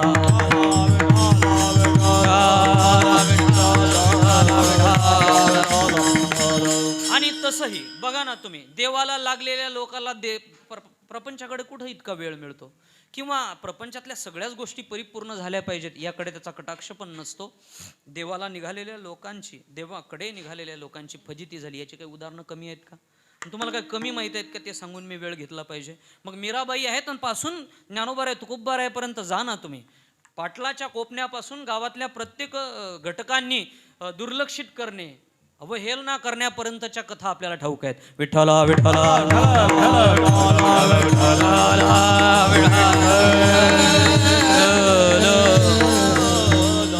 मी असं ऐकलंय, असं म्हणतात घरातल्या मुलीवर वडिलाचं फार प्रेम असतं. दुरुस्ती असेल तर सांगा, पण मुलीवर फार प्रेम असतं मुलापेक्षाही. त्याचं कारण आहे, त्या मुली पण मुलापेक्षा जास्त प्रेम करत राहतात. आपलं सांगता येत नाही, तेवढा भरोसा नसतो, कधी बदलतील सांगता येत नाही. त्या मात्र इथे असल्या तरी आणि बाहेर गेल्या तरी त्यांच्या केंद्रस्थानी आपलं वडील, आपली आई असते. आणि म्हणून बघा, अनेक बाप मी बघितलेत की जे आजारी होते, त्यांच्या अवतीभोवती त्यांची मुलंही होते, पण वाट मात्र मुलीची बघत होते. विठ्ठला विठ्ठला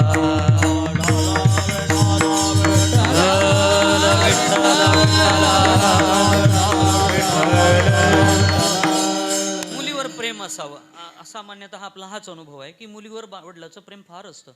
पण त्या मेवाडातल्या राजाला नेमकं काय झालं होतं?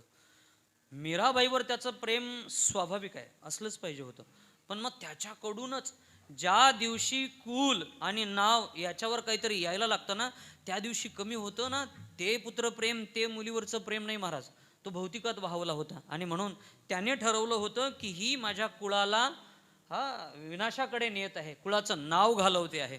आणि मग लोक तर म्हणतीलच ना महाराज, पण मीराबाई मात्र पग घुंगरू रे, पग घुंगरू रे, पग घुंगरू बांध मीरा नाची रे. पायात घुंगरू घालून तिने नाचावं आणि तिच्या नाचण्याला जगाने वेड म्हणावं. विठ्ठला विठ्ठला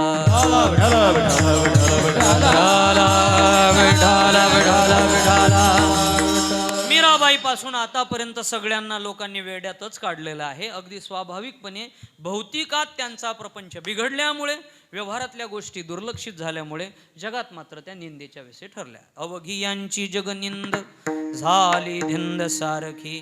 याचं एक कारण असंही काढता येईल आपल्याला, पटलं तर घ्या. त्या सगळ्यांची जगात निंदा आणि फजिती झाली, कारण याचं कारण अवघी यासी जगनिंद झाली धिंद सारखी. अभंगाचा पाठ अवघी यांची जगनिंदा आहे, पण जग त्यांच्या दृष्टीने निंद होतं. आणि जग असं आहे ना, जे जगावर प्रेम करतात ना, जग पण त्यांच्यावरच प्रेम करतं. मग यांचं तर तसं आहे ना, यांचं तर देवाची चट लागल्यावर सगळं वृथा समजणे. नाही आणिक प्रमाण तन धन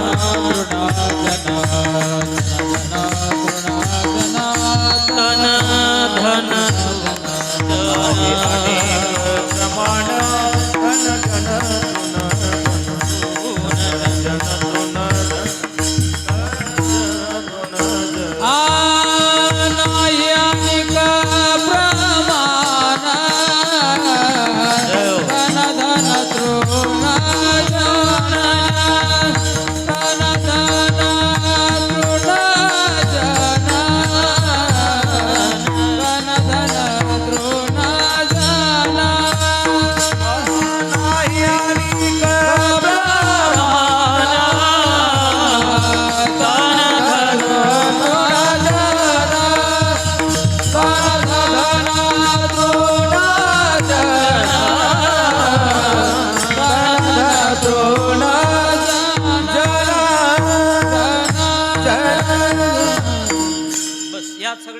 परिणाम म्हणून अवघी यांची जगनिंद झाली धिंद सारखी.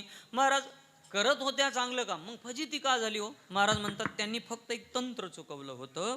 जे उघड करायचं त्या चोरून करत होत्या, आणि जे चोरून करायचं ते उघड करायच्या होत्या करत होत्या. प्रपंच चोरून करायला पाहिजे, लोक उघड करतात. परमार्थ उघड करायला पाहिजे, लोक चोरून करतात. अजून त्यांना स्वतःवरच विश्वास नाही की आपण आध्यात्मिक आहो की नाही, म्हणून चोरून. काही लोक तर पहाटे उठून जातात, पहाटे उठायचं आणि कामाचं हे नाही, कोणी बघू नये एवढ्यासाठी लवकर उठून जातात. तसं करू नका, लोकांना बघू द्या आणि त्यांना प्रवृत्त होऊ द्या तुमच्यामुळे. गोकुळातल्या गवळणींचं ते थोडं चुकलं होतं, काळ तो होता, त्याचा परिणाम होता. आणि महाराज वर्णन करतात, अवघ्या अवघ्या चोरा, सगळ्यांना चोर ठरवतात. कसं? त्या परमेश्वराशी अनुरक्त झाल्या होत्या, पण चोरून. कुणाच्या? विना म्हणजे शिवाय, वरा पती माय बापा, पती आणि मायबाप यांच्या शिवाय त्या परमेश्वराकडे गेल्या. आणि म्हणून भगवान परमात्म्याने त्यांची ती निंदा फजिती होऊ दिली, बघितली, त्याचा आनंद पण घेतला. पण महाराज म्हणतात व्यवहारात एवढी फजिती झाली. आणि आपलं तर ठरलंय मागच्या एकादशीला चांगलं फराळ मिळालं नाही तर दुसऱ्या एकादशीच्या नादाला लागायचं नाही, सोडून देतो आपण ते. पण मात्र त्या गवळणींची एवढीही फजिती झाली तरी त्यांनी कृष्ण प्रेम सोडलं नाही. आणि महाराज त्यातून आपल्याला एक मोरल देतात, मग तुम्ही भक्ती करत असताना तुम्हाला कितीही त्रास झाला तरी ती सेवा सोडायची नाही. म्हणे करा सेवा, तुका म्हणे करा सेवा, करा सेवा, तुका म्हणे करा सेवा.